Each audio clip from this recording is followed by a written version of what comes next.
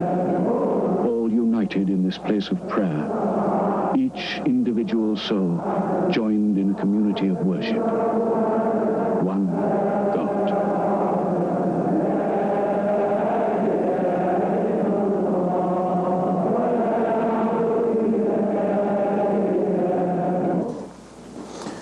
الحمد لله وأشهد أن لا إله إلا الله وحده لا شريك له.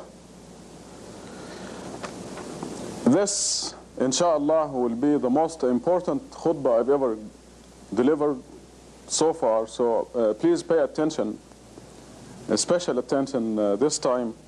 I will try to repeat the important points, and I want you to bear in mind that I'm talking to you. You. Don't say he's talking to somebody else. Recently, I have come to a very important conclusion about believing in God. And this started in the Muslim Perspective issue of February 1987 with the title, Satan Believes in God.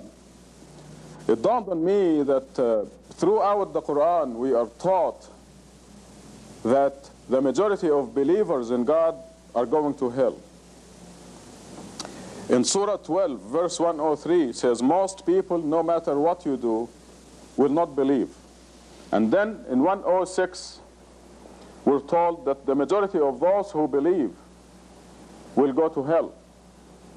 This is in Surah 12, verse 106. And then we read in Surah Al-Mu'minun, number 23, verses 84 through 90. I'm going to quote, starting at 84. Say, to whom belongs the earth and everyone in it, if you know? They will say, to God. Say, would you then take heed? Or how come you do not take heed? Say, who is the Lord of the heavens, the seven universes, the Lord with the great dominion? They will say, God. Say, how come you do not observe righteousness or do not observe God? Say, in whose hand is the kingship of everything, over everything? The one that can come to your help and does not need any help, if you know, they will say, God. Say, how come you have been bewitched, have gone astray? So, and in Surah 29, verse 61 says, if you ask them who created the heavens and the earth and committed the sun and the moon, they will say God. And then the verse ends by asking how come they deviated.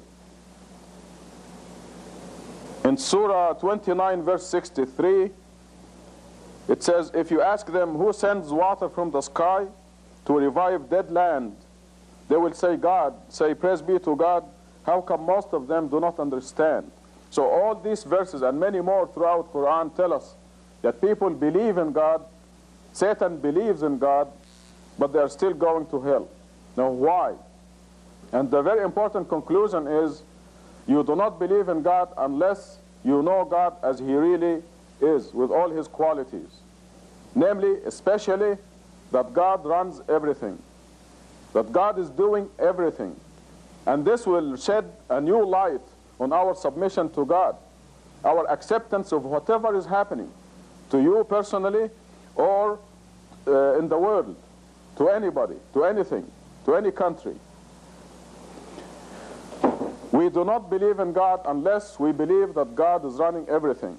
And at this point, I would like to suggest a dhikr for you, something for you to do. Every day, wherever you go, when you're driving or sitting or you have nothing to do, or even if you have something to do, I want this to dominate your life, even mentally, even when you're doing something.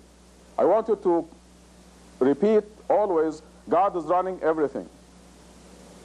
God is running everything. This is your new dhikr, our new dhikr. Because the whole world will look different to you. When anything is happening that may turn you into an objector, not a submitter, this will remind you that God is doing everything and that you are objecting. As a believer, you have no business losing your temper, for example. You're not a believer if you lose your temper. And as I said at the beginning of the khutbah, I'm talking to you. Don't say he's talking to somebody else. I'm talking to you. Yes, you, Abdullah, Gatut, Muhtasham, Ahmed, other Ahmed, Frank, and so on. I am talking to you, every one of you. You have no business losing your temper, because this indicates you're objecting to something God is doing. We must know that God is doing everything. Even the things that Satan is doing, they are following God's law. A good example in the Quran is before the creation of Adam, God is telling the angels, I'm putting on earth a representative. Which in a nutshell says that God, of course, knew that Adam was going to be duped by Satan and will go down to earth. Because when Satan tricked Adam, God said, go down to earth, all of you.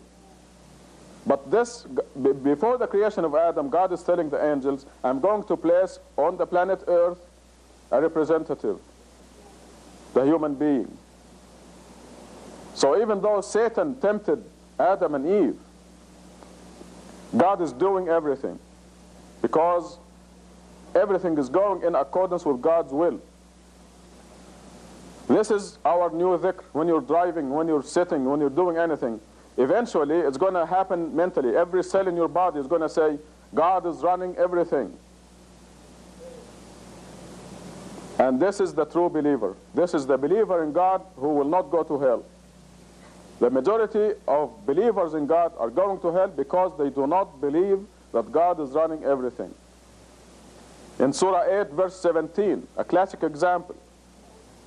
It is not you who killed them. That was after the battle, one of the battles in early Islam. It is not you who killed them, it is God who killed them. It is not you who threw when you threw the arrow or the gun or whatever. It was God who threw. I mean, this is a very important conclusion, and this is why I think this is the most important khutbah I've ever given to you.